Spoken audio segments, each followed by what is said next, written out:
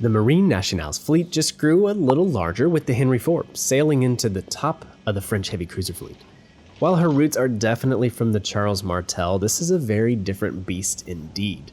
In a nutshell, Henri has a complement of 240mm guns, reload boosters, French speed boosts, and a very workable armor scheme that I will show you here in a few minutes. While she has her roots with Charles Martel, this is a very different ship with a very different playstyle, in my book. Martel was the epitome of an agile cruiser. She had great speed, great rudder shift. She was kind of small and hard to hit, a very slippery tier 7 cruiser. Now St. Louis and the Henri, I have not got that playstyle to work, especially Henri.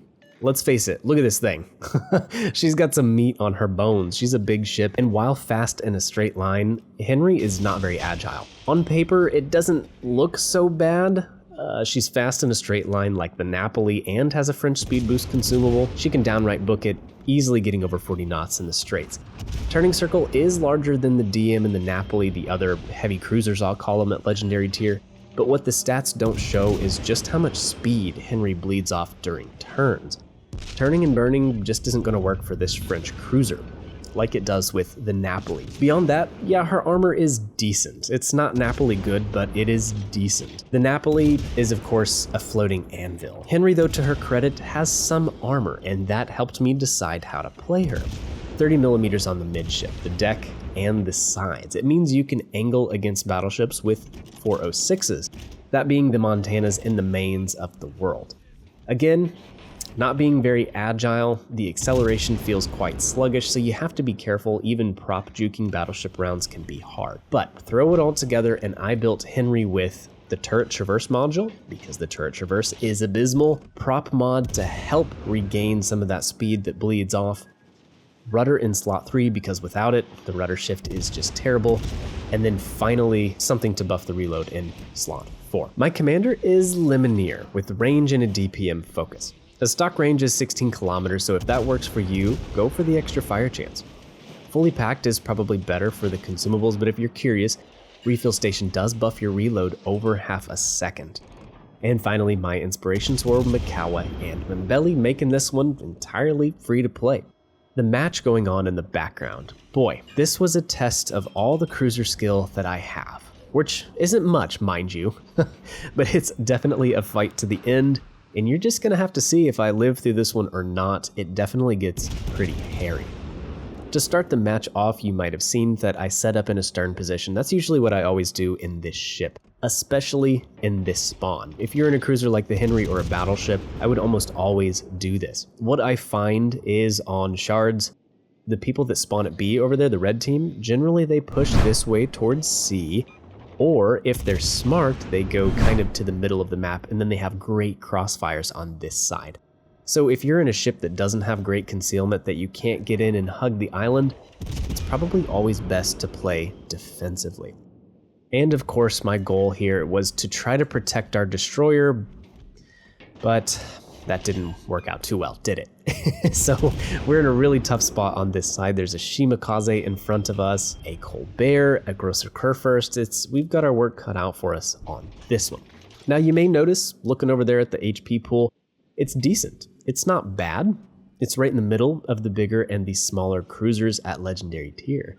For survivability, it's okay. You can angle well against large caliber shells, but with the size of the freeboard and the poor maneuverability, this is a big target and it's easy to get chunked, I've found. Her guns are 240mm. It's kind of a unique caliber, but they are exceptional. The HE is super good. It hits hard and it has a higher fire chance, 22%.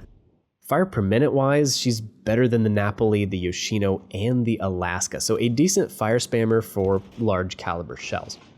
The AP though, oh man, the armor piercing shells are fantastic. They pin a lot of armor, around 350mm at 10 km.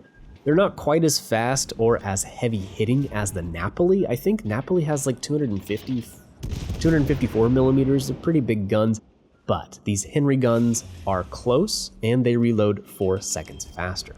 Henri can absolutely devastate ships that show broadsides, especially cruisers, and we'll get to showcase that against this pesky Colbert here later in this match. The DPM ends up just being average in both categories. But again, from my experience, this ship can put up some serious damage numbers, and we'll do a good job of that in this game.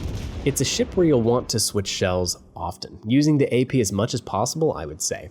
She does have torps, 3 on each side.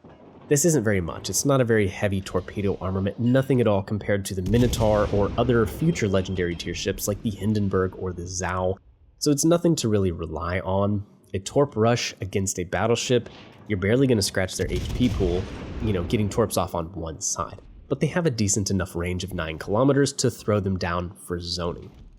And the last stat of Henri, the concealment. And it's tragic. It's almost as bad as the Stalingrad, which of course is the size of the Empire State Building. May mean you want to run Mikawa or even the concealment module if you can get away with the terrible rudder shift. All right, well, let's check in on the match here, and it's not looking pretty, guys. I think we're in a bad position at this point. There's a GK coming out on the flank, there's a Shima in the cap, and there's 2 BBs at mid-spawn that are going to catch me in a crossfire if we push back in. The only saving grace is some way, somehow, one of our destroyers has made it over here to the A side. I don't know where he came from, but I'm not going to complain because I need him to spot the Shimakaze for me, and that's exactly what he's headed to do. So that could very well be what decides the outcome of this match. But again, BB's in mid and GK here, we're in a pickle. The ship can angle well against these caliber battleship rounds like I mentioned, but you can't angle against 3 battleships, so... Anyways, reload booster popped. We're going to try to take the Shimakaze out here while we can. And again, this HE slaps. It is really devastating.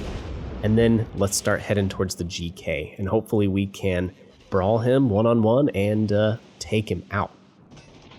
As for playing Henri, like I did at the beginning of the match, I usually find myself in a stern in position to start with.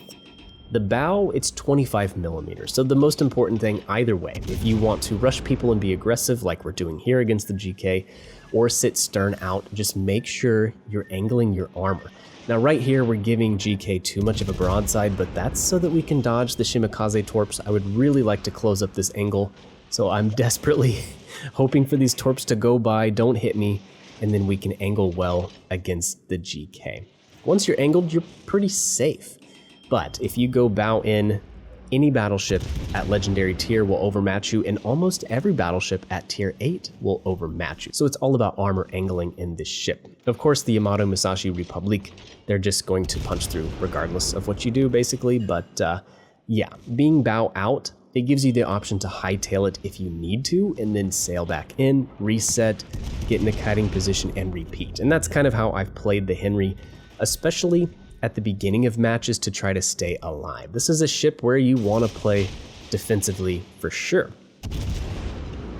Now at this point in the match, I was very afraid that the Colbert was going to come screaming around the corner here to my left, so I was waiting and waiting and waiting, and I kind of rushed the torp shot because of that, and we only hit 2 torps and the GK's still alive, so we're in a little bit of a pickle here, Dick. We have to be extra careful. But the Colbert never showed up over here, so we should be able to take the GK out and live. Henri is not a great DD hunter. I would say you don't have really good consumables for it. Obviously no radar, bad concealment, and the reload is 13 seconds stock, so not a good destroyer hunter. The reload booster does make it nice. If you get one spotted, you can rip him a new one like we did the Shimakaze. It can be very devastating, but overall, not a good DD hunter. We're going to skip a little bit ahead here in the match and show off the AP against this Colbert. The speed of this ship, it's really fun. You can climb over 40 knots easily if you're not touching the rudder, and it can help you get in good flanking positions where the AP can wreak havoc. You have to be careful though, it's really easy to outsail your team.